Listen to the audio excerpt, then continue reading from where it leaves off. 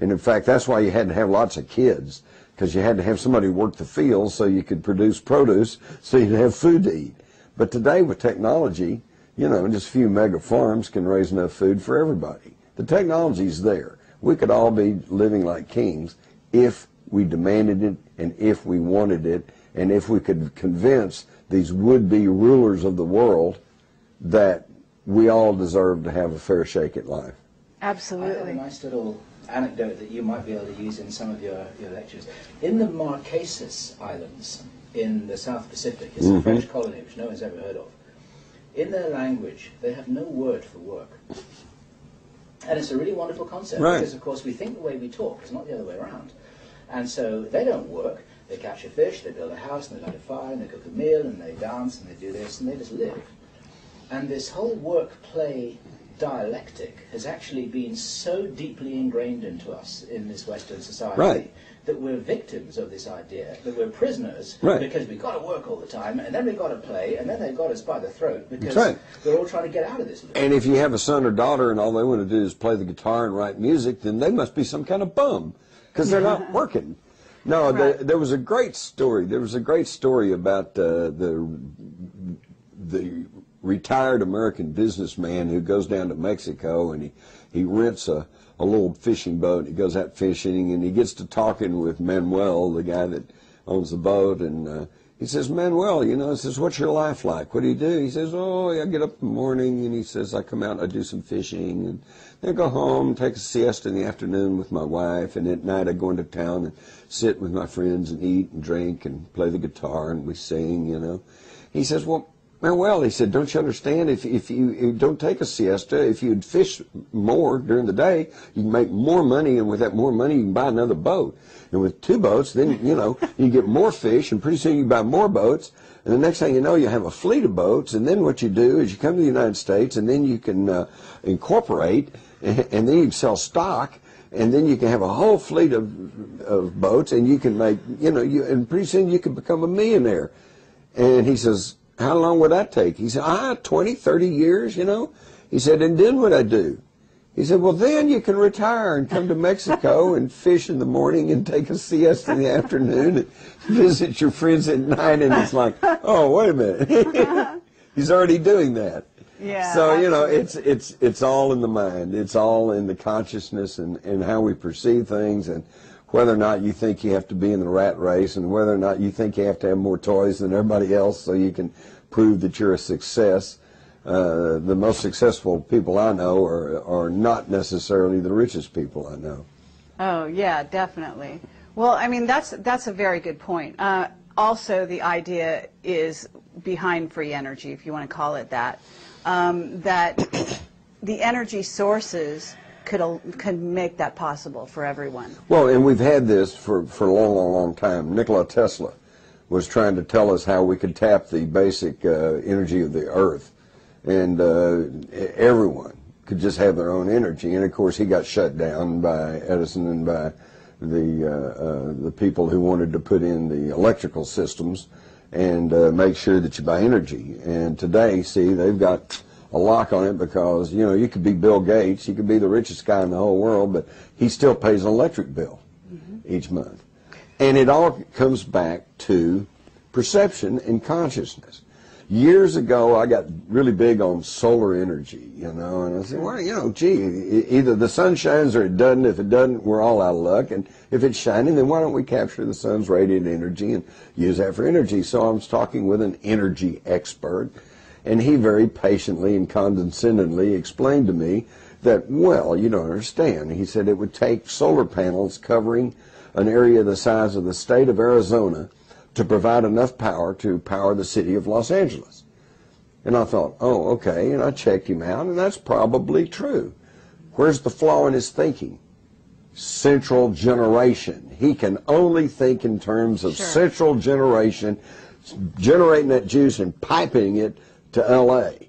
What if everybody in L.A. put a solar panel on their roof? And sun is so plentiful there that, you know, they can gather enough energy, you know, in a matter of days, really. Exactly. And why don't they do that? Because the electric company hasn't figured it out how to make a cloud come hang over your house if you don't pay your electric bill. Okay? So it's all about power and control. It's not about technology. So, yeah, absolutely. And this is the paradigm that humans are operating under at the moment. Right. So where is the United States headed in your estimation? Because in some places right now we have Native American tribes that are trying to secede from the Union, in essence, create their own currency. We got 21 states now that have sovereignty bills pending. They're trying to cut loose. It's going to get real interesting. Basically, they have to destroy the United States. Okay, and what they're trying to do is wreck the economy, panic the people, and get everybody to accept the North American Union.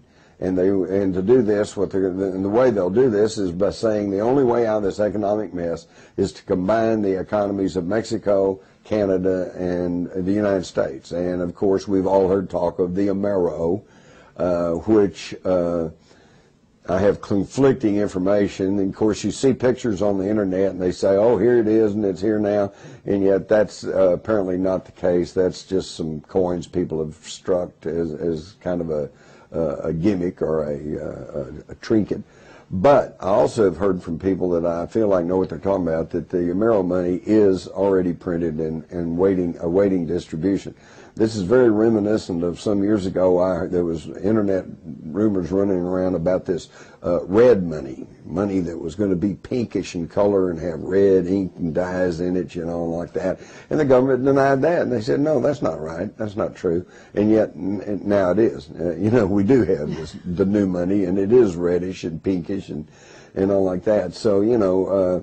But states are not going to fall for this, it doesn't sound like. And even they are balking. They are balking and they're bucking in the traces, and that's good. And the thing is, this is the salvation, okay? We are not going to change the federal structure of the United States. It's too entrenched. It's too bureaucratic. Too many people are feeding at the trough, and they're not just going to voluntarily get up and go away. Right. And obviously, even by voting, you're not going to get anything changed much. In 2004, they voted in a Democratic Congress trying to curb the excesses of the Bush administration, and what changed? Nothing. We're still in Iraq fighting. We're still in Afghanistan fighting. Right, and we're bailing people out, or companies out, not people. Exactly. To much greater sums than ever thought of. The Bush administration, which was hailed as the epitome of good conservatism, is the one that nationalized the banking business. You know, socialism right down the line. Isn't the bottom line that, you know, the two-party system was just a fallacy anyway? It's pretty much always been a joke, but it's definitely a joke now. Particularly, I guess it's summed up in the election of 2006. You could vote for Democrat John Kerry, who was from an oil family and a member of the secretive Skull and Bones Society, or you could vote for his cousin, George W. Bush, from an oil family and a member of the Skull and Bones Society. There's no choice. There's no difference. And anybody who still pays attention to Democrat and Republican, they're just getting snookered. Okay, but so to get back to this situation, so you've got these families that are running everything. You've got an agenda to take down the United States, but the United States is not going to go. I mean, you know, people they're actually incredible citizens. They actually want to save the country. Right. They're patriots, if you will. The problem is they're all divided. Okay. Okay. And like I travel around the country, and I find pockets of people everywhere who understand what's going on, who care about what's going on, who want to do something about it, but they all feel like that they're in the minority and that they're all alone because these people control the mass media. Mm-hmm. And this is why, by the way, that when's the last time you heard a national politician refer to the Republic? They don't even talk about the Republic anymore because we're not a Republic anymore. We're just the empire. And all they can talk about is democracy. Democracy. We have to protect democracy. We've got to spread democracy. Well, what's democracy? It's ruled by the majority. So in other words, the epitome of democracy in action is a lynch mob. Mm-hmm. Well, that's not what we were given. We were not given a democracy. We don't want a pure democracy. We want a democratic republic. And what's the difference? Because in a democratic republic, if you're charged with a capital crime, then you get to face your accusers, you get to have